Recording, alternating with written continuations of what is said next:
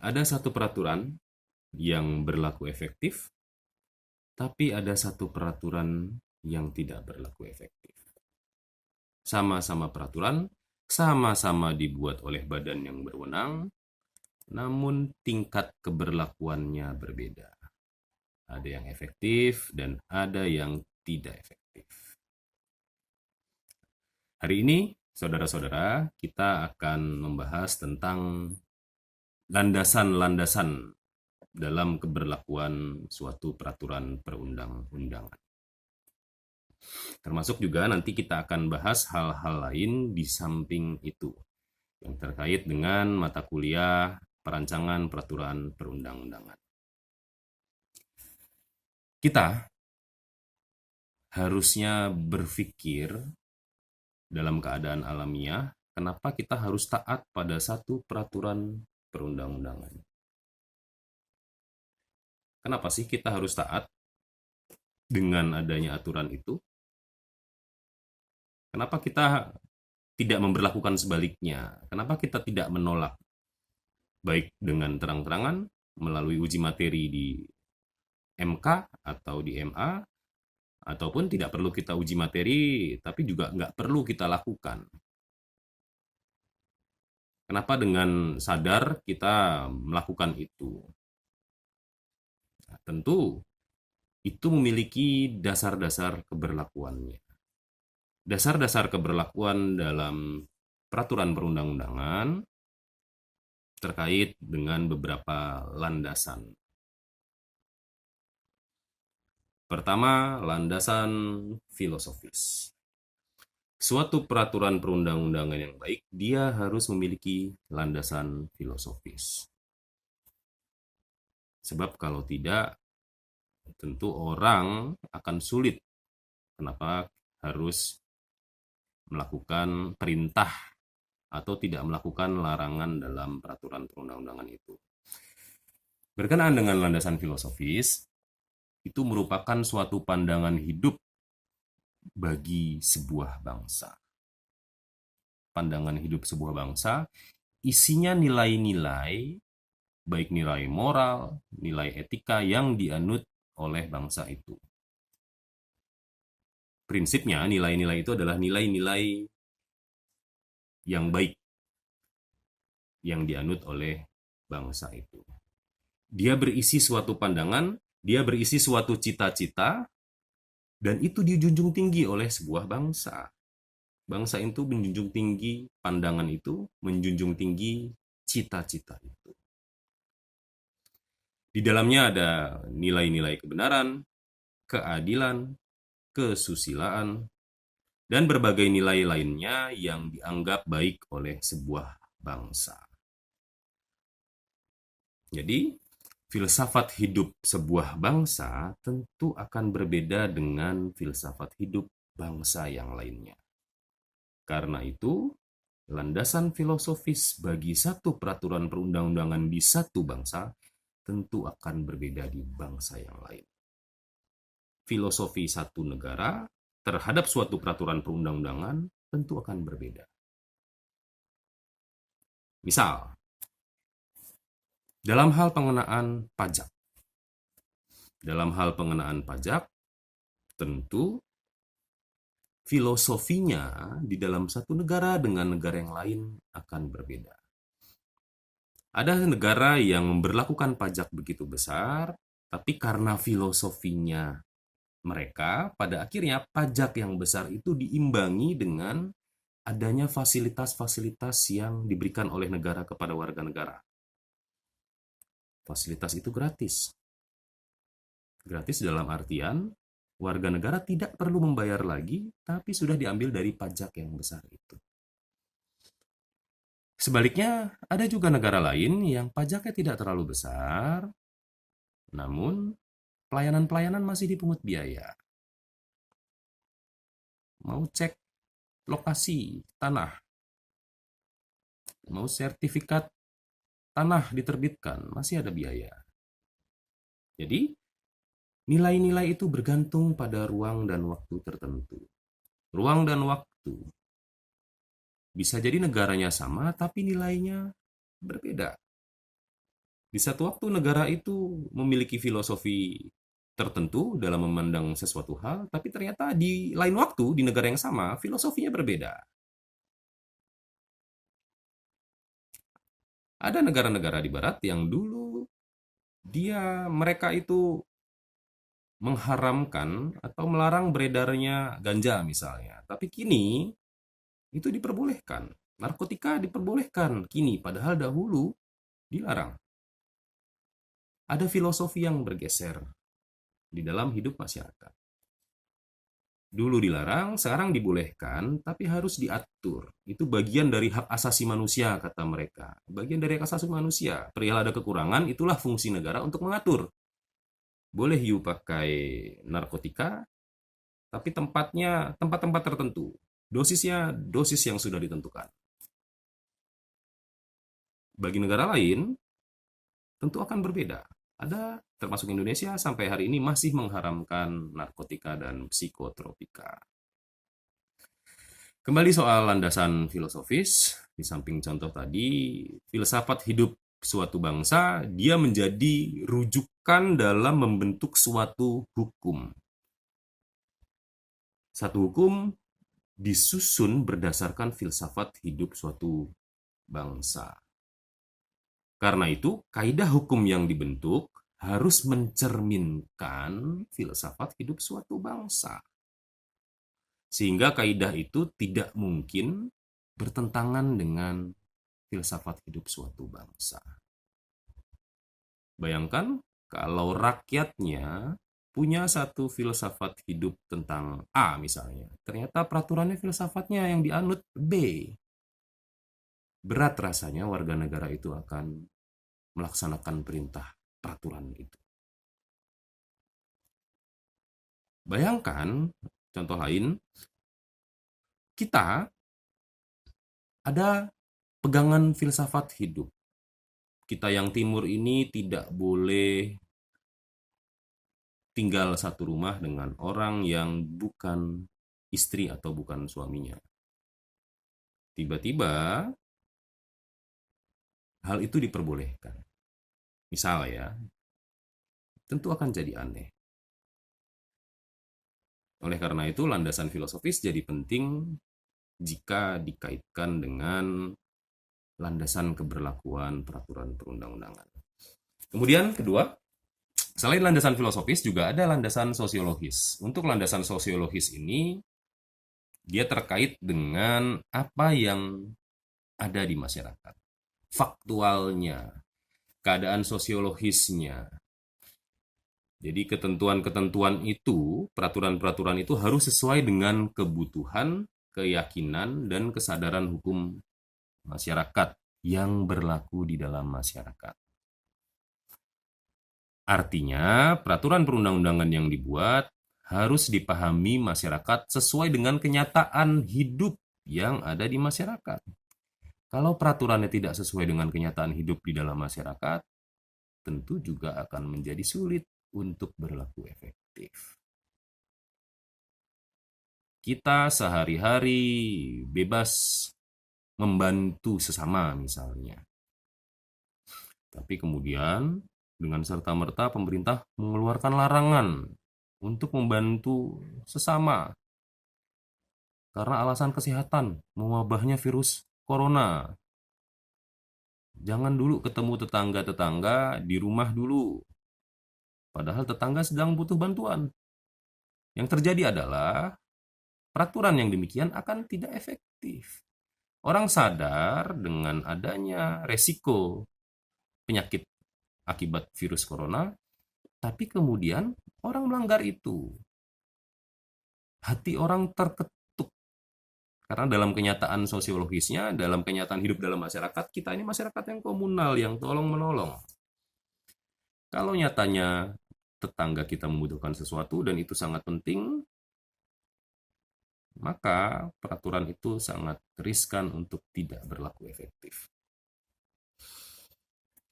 Jadi, peraturan perundang-undangan yang dibentuk harus sesuai dengan hukum yang hidup di dalam masyarakat, dengan the living law. Sehingga peraturan itu bisa berlaku secara efektif. Kalau bertentangan, maka efektivitasnya akan terganggu. Kemudian juga ada landasan yuridis dalam pembentukan peraturan perundang-undangan, di samping landasan filosofis dan landasan sosiologis. Untuk landasan yuridis, dia adalah landasan hukum atas keberlakuan suatu perundang-undangan. Secara yuridis bisa dibagi menjadi dua.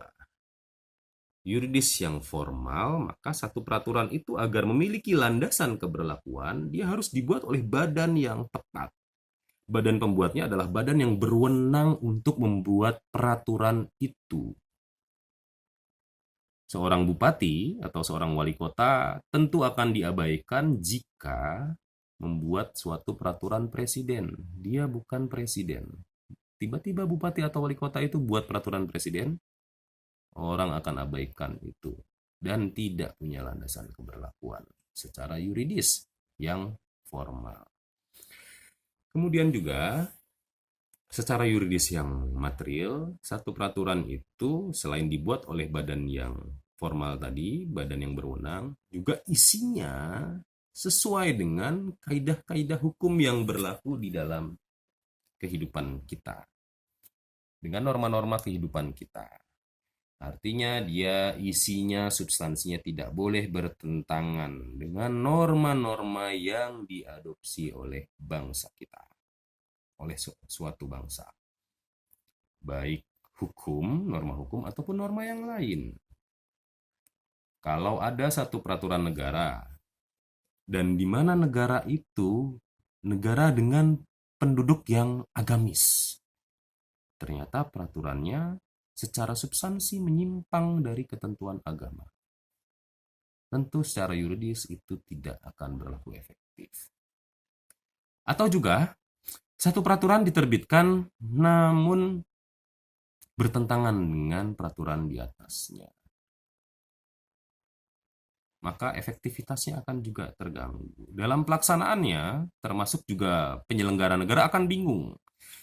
Aturan teknisnya, aturan yang di bawah berbicara tentang begini, tapi ternyata aturan di atas lain lagi bicaranya. Itu akan mengganggu efektivitas dari sebuah peraturan perundang-undangan. Jadi artinya peraturan itu harus sesuai dengan peraturan yang hidup di dalam masyarakat, baik norma hukum ataupun norma yang lainnya, termasuk juga dibuat oleh badan yang berwenang.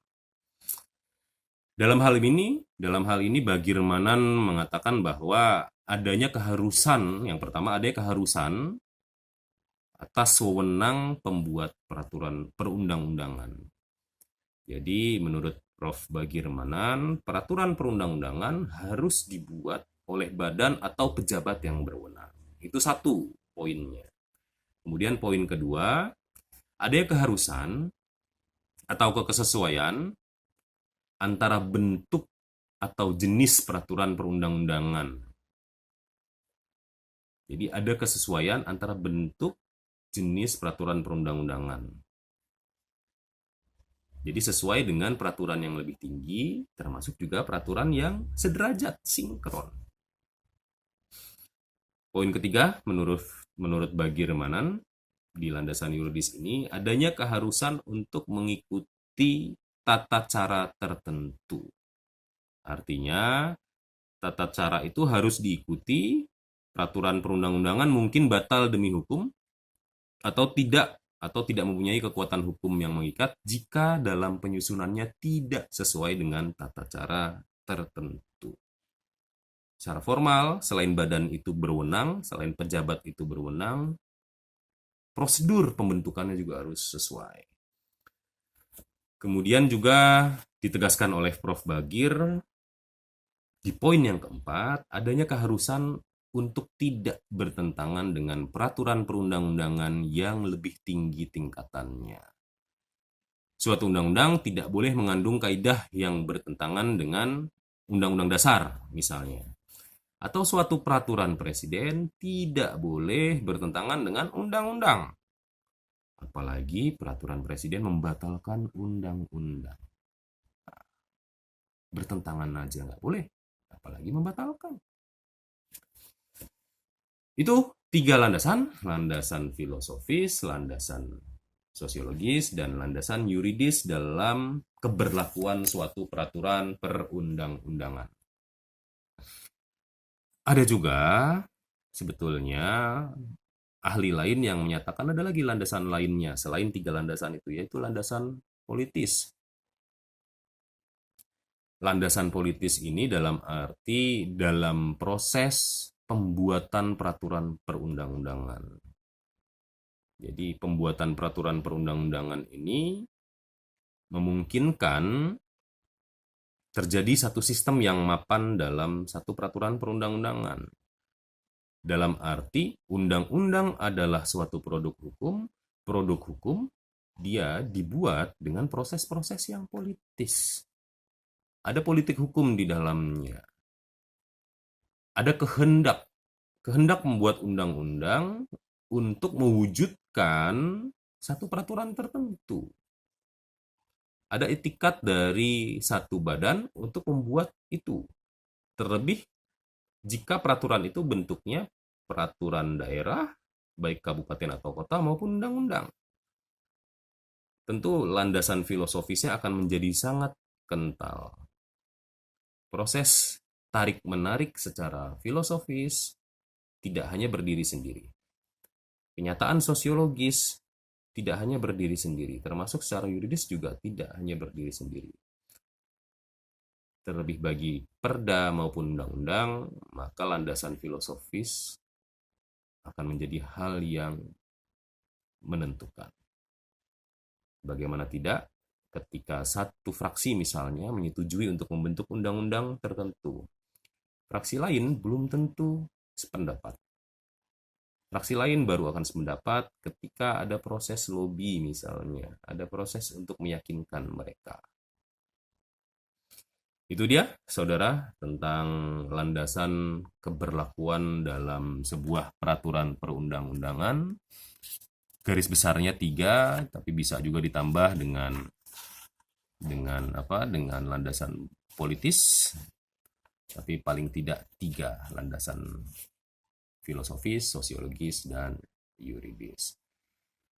Juga dalam kuliah kita hari ini saya sampaikan bahwa tugas minggu lalu yang seyogyanya akan dikumpulkan di minggu ini agar dikumpulkan melalui email. Karena kuliah kita hari ini tidak dengan tatap muka, tapi dengan kuliah jarak jauh. Tugasnya minggu lalu ditulis tangan, saya perintahkan, tapi kemudian dalam perkembangannya kita kuliah online dan itu dikirim via email. Teknisnya Anda bisa scan tulisan tangan Anda atau itu diketik. Jadi mengenai asas-asas pembentukan peraturan perundang-undangan, kalau Anda sudah buat, maka itu tinggal di-scan atau bisa juga diketik. Dan itu di email. Selanjutnya kita akan membahas mengenai hierarki peraturan perundang-undangan. Ini saya berikan pengantar untuk kuliah selanjutnya. Hierarki peraturan perundang-undangan ini perlu kita ketahui karena dalam sistem norma kita, suatu peraturan perundang-undangan tidak bisa bertentangan dengan peraturan perundang-undangan yang lebih tinggi. Satu peraturan yang lebih tinggi, dia menjadi dasar atas berlakunya, terbitnya, dan munculnya peraturan perundang-undangan yang di bawah. Peraturan yang di bawah ini kemudian juga menjadi dasar atas peraturan yang di bawahnya lagi. Akibatnya adalah satu peraturan yang di bawah tidak boleh bertentangan dengan peraturan yang lebih tinggi. Ini oleh Kelsen disebut sebagai Steuven Theory. Teori hierarki norma. Bahwa satu peraturan menjadi dasar bagi aturan di bawahnya, dan aturan yang di bawahnya itu kemudian berdasarkan aturan yang di atas. Di Indonesia, peraturan itu diterjemahkan dalam berbagai macam peraturan perundang-undangan, hierarki peraturan perundang-undangan, mulai dari TAP MPRS tahun 66, nomor 10 tahun 20 tahun 66, sampai terakhir Undang-Undang nomor 12 tahun 2011. Ada perubahan, Undang-Undang 15 2019, tapi di perubahan itu tidak menyentuh hierarki peraturan perundang-undangan. Pertemuan selanjutnya kita akan dalami itu, mulai dari filosofinya, apa yang dikatakan Kelsen, Nawiaski, dan yang lain-lain mengenai jenjang norma, termasuk juga apa yang dikatakan berbagai macam peraturan perundang-undangan di Indonesia mengenai hierarki peraturan perundang-undangan. Dengan demikian, begitu kuliah kita. Saya tunggu email tugasnya, baik scan ataupun diketik. Akhirul kalam, kita akhiri. Wassalamualaikum, selamat siang, selamat sore, dan sampai jumpa.